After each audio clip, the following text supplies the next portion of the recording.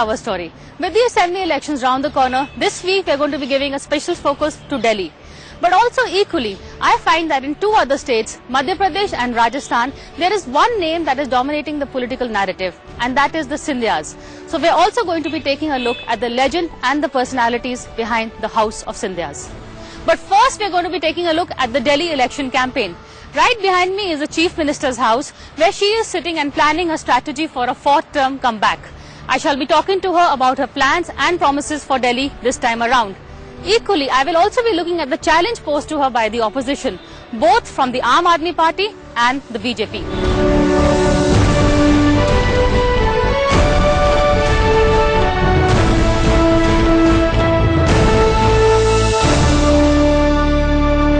With the Delhi Chief Minister Sheila Dikshit, whom we've caught in the middle of a busy election campaign. We dragged you out of a meeting to talk to us. Thank you so much. But how is it going? Well, it seems all right now that the candidates have been declared. A picture is emerging, and we are confident. We were a little skeptical about how the tickets would be taken, but I think it's all gone off well, and we go with great confidence. Great confidence, but this time, ma'am, you have a new challenger, the Aam Aadmi Party in this thing. Do you see him as a big threat? You didn't in the beginning, I know, but now do you see it coming? Priya ji, we've very often had three-cornered contests in Delhi. BSP came one time, Sharad ji's party, they've also come. So it's nothing new for the party and our workers to face. And Kejriwal is something which is who's new. He's yet to be tested both by the people and by all of us. So let us see. But to us, on Delhi in the whole, it does not appear to be too much of a spread. Yes, he will cut some votes. Whose votes, I do not know. We are told maybe the slum votes, which are again the Congress votes, and the middle class. He's appealing to a whole lot of the middle class. No, I came just from my constituency, from the slum areas, and there seems to be no impact at all. In fact, all the women particularly came out and said, we have always been for the Congress, we are for the Congress, we will always remain for the Congress. But what about the row over the funding? Him and Anna Hazare, they've been slanging matches. I remember you had also raised the issue of the funding much earlier. You see, there was a PIL, and the PIL asked the government Home Ministry that FCRA should find out where the funds are coming from, and they should come clean on that. That is being with the Home Ministry. The Home Minister also said that we are looking into it. So let us see how it happens. You see, for one who has been talking about non-corruption in politics, this comes as a bit of a dampener for him. But the issues he's raising are touching the middle class, especially, the thing about high Bijli bills, about price hikes, about also corruption. He's himself has... First, let me tell you about corruption. You can use the word corruption. Everybody can spell it and read it. Where is the corruption? You have to have some basis to say that you are corrupt. How can I just stand up and call anybody corrupt? He has given any idea corruption. He has no reason why we are corrupt, no reason to say why. What are the... why is he calling somebody corrupt? The government does work all the time. If there is corruption, action is taken. Number two, you talked about Bijli bills. I can only tell you one thing.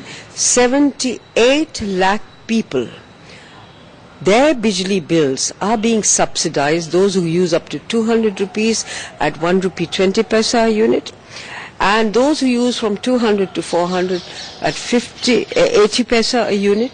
This is something no other government does. Where Mr. Kejriwal stays, his home is in Ghaziabad. Ask him how much electricity he gets, how many hours of electricity he gets, and also what are the bills that they charge. So to just offhand make a remark like that and believe that everybody is going to be carried away by it, I'm sorry, that is not really the truth, because people feel it. Also another issue which was raised by our own Congress Chief Minister Prithviraj Chavan, he raised the issue of onions. He says that the Congress, he offered them to buy onions at a cheaper price from Nashik, but the traders, the Congress traders and the government did not get the act together in time. No. We sent 3 officers there Unfortunately, at that point of time, it was raining very heavily, so they could not take the wagons from there. Then we went to Pune also. There also they were a little, the weather was bad. Then we went eventually to Alwar and got our onions from there. All our traders and the government will naturally buy from wherever we can get it earliest and also at the cheaper rate. So there it is.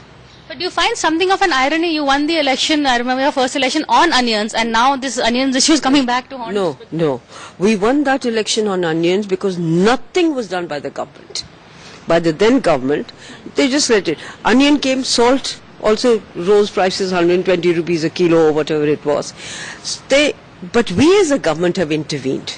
We made our interventions to see that onion prices remain as low as they can without hitting the farmer.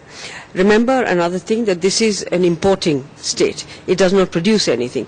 So it has, we did that, and our intervention with 200 vans, we took permission from the election commission, can be run. We ran these 220 odd vans all over Delhi. That stabilized the prices. Today the prices are really low. From what they are bringing out in their posters, 100 rupees and 80 rupees is totally wrong. It is now about 40 to 45. And tomatoes also? Tomatoes also have come down. And these are seasonal. Priyaji, vegetables do go up in the season. When before the new crop comes in, or the new crop just starts to come in, there is a fluctuation of prices. Okay, how do you see the BJP campaign? You know, they finally come up with the name Harshvardhan. How do you regard him as an opponent? Well, it's their choice. How can I regard him anything? It's their choice. It's a party's choice. But he's not a heavyweight like a Sushma or a Jaitley. Well, that's their party to decide, whether they put in Sushma ji or whether they put Jaitley ji. Sushma ji has already fought and lost an election in Delhi. Jaitley ji hasn't. Mr. Harshvardhan is coming up, so be it. Supposing you win the election, the feeling is that your biggest challenge will be after the election, getting your party to come on board to decide whether are you there for the fourth term as the Chief Minister? No, let the party decide. It's always been our practice to ask the party to decide. The MLAs give their opinion, the party decides, and we abide by that. That's always been there. But someone in the Congress, you are going to be, if you win, you'll be a four-time Chief Minister. That's breaking a record across party lines. Don't you think that... I don't think about it. You said, don't you think? I said, I don't think. You preempted my question. Okay, last, just moving on to national issues. Rahul versus Modi. How do you see this battle shaping out? Priyaji, what is the battle about? Mr. Modi is projecting himself as the Prime Minister. In fact, not only projecting himself, he is certainly the Prime Minister. And Rahul is working as the Vice President of the party. He's working. Prime Minister kyun nahi? That's my question. No. Why? We've never done it like this. You did with Manmohan Singh in 2004? No. Manmohan Singh, we never did it with him. In fact, it was Sonia Gandhi who the party expected to lead the... But 2009 mein Manmohan Singh. She said it. Then she chose Manmohan Singh, and that was that. So please remember one thing, that we do not assume victories or defeats. We work. If we get a victory, which we will eventually, and then we'll decide. We are not the BJP style at all. But isn't there some advantage in going with a face, a faceless... Is there? Isn't Sheila Dikshit an advantage? No. Sheila Dikshit it runs a small state. Please remember that. But, so, we are not like that. Our style has never been like this, that we go on announcing things even before things have happened. How can you assume this thing? So that's their style. The BJP has always had a style of loud speaking and assumptions and things based on God knows what. So, there you are. Okay, last question. Issue of statehood for Delhi. BJP is blaming the Congress. They are saying when in the NDA government they had moved the bill, it got caught because Congress objected to it in the parliamentary standing committee. Totally. I'm sorry to say, I'm having to say this to you, that the BJP believes in misleading all the time for everything. They're the ones who brought the bill. It was passed by the then committee, whichever it was. So there's no question of the Congress having scuttled it. They were in a majority. They brought the bill.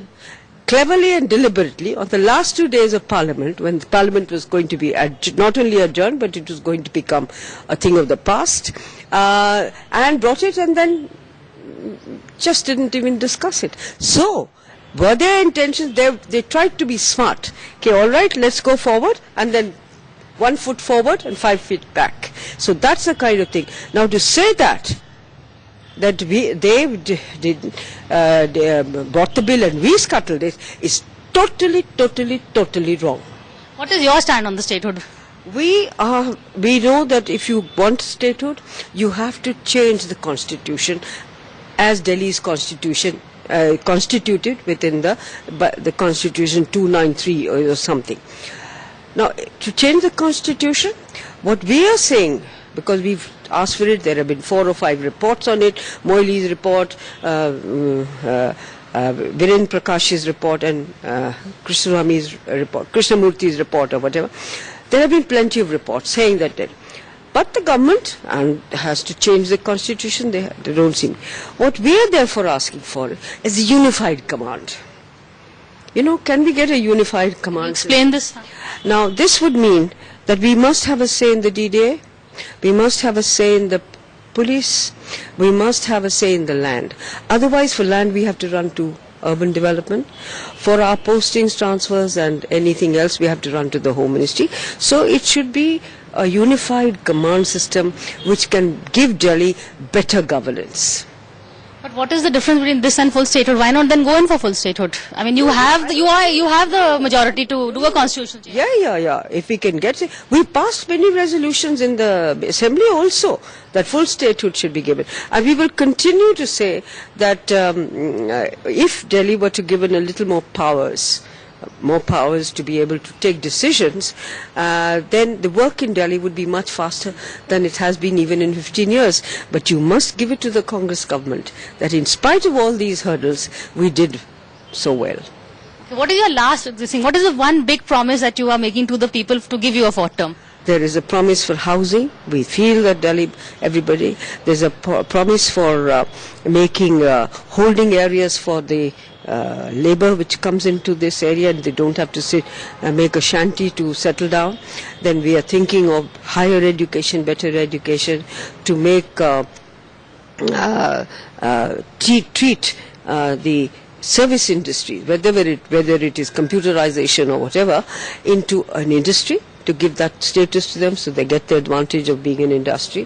Then we are thinking of better Ladli, Kabil Ladli, so that they go forward. And as we go along, we will go. But broadly, these are things, and as you've said, and I also reiterate, that we would like a more unified command over Delhi. And what is the first thing that you will do once these elections are over? What do you find you in that afternoon? I wouldn't be able to tell you. We will do.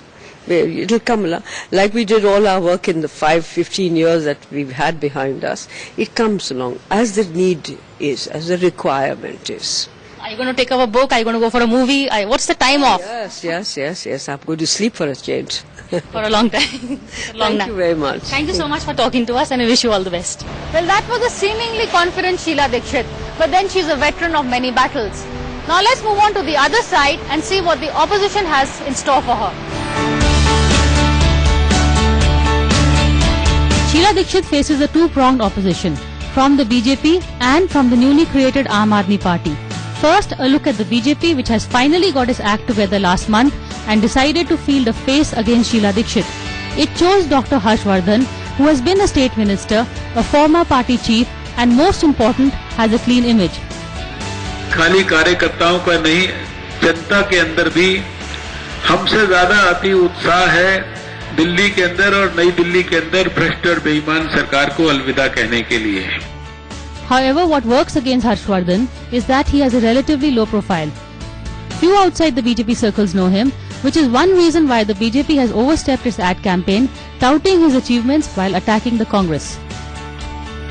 What is the biggest challenge that you can give to Sheila Dikshit? Where do you think you will be able to take her on? Yeah, I think we have already taken her on, and the people of the city have already made up their mind. And I can say for sure that we are going to have a very handsome win in the ensuing elections, and I will not be least surprised if we get a 2/3 majority. But Congress is saying that, they had Sushma Swaraj, they defeated her, they had V.K. Malhotra. So what is it that you offer that your other colleagues could not?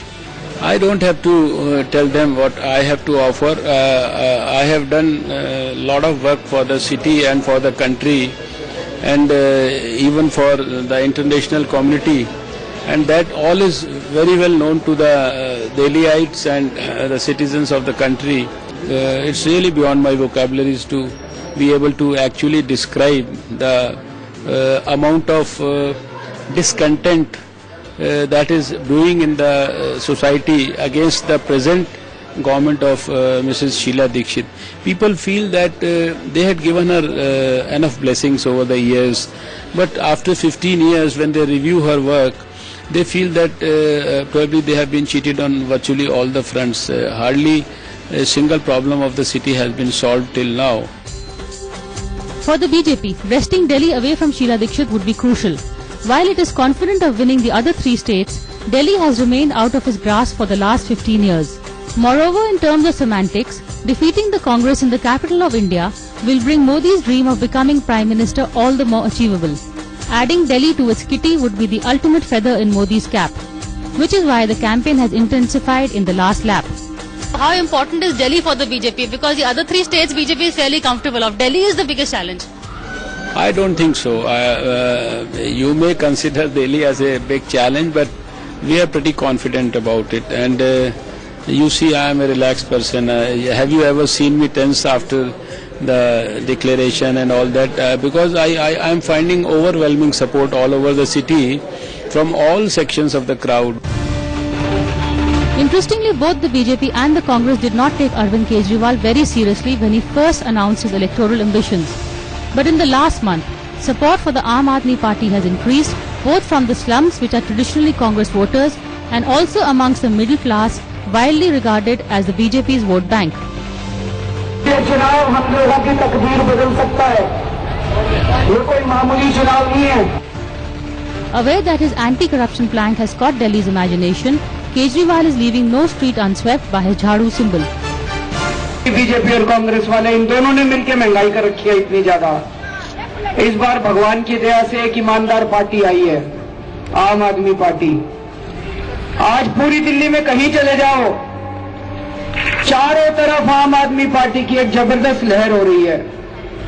10 में से 8 आदमी आज दिल्ली में ये कह रहे हैं कि इस बार तो झाड़ू पे मोहर लगाएंगे. Unfortunately for Kejriwal, he has hit a roadblock from where he least expected one. His mentor Anna Hazare has been questioning the source of his funding, accusing him of misusing funds meant for the Jan Lokpal campaign. This has been a setback for Kejriwal, who has until now been accusing others of corruption. But his campaign continues, and his ardent supporters still swear by him as he continues to wield the broom of change. He is the only answer towards corruption that is happening in our country. Yeah. And you said you come all the way from Uttarakhand. It's nothing great. I think most of the people should come from all over the world. If you want to save your country, you should come from all places and become a right and left hand to Arvind Kejriwal and save our country. Three-cornered fight for the capital. As Sheila Dikshit said, there have been other three-cornered fights before when the BSP and the NCP fielded candidates against the BJP and the Congress. But no one had the chutzpah and the appeal of a Kejriwal. As Dikshit struggles for her own little tryst with history, for if she wins, she will become a 4-term chief minister, she also faces the toughest battle of her career. That too from a Delhi daredevil wearing a white cap. Congress को vote देंगे और button जिस पे हाथ लगाना उसी पर अपना हाथ लगाएंगे.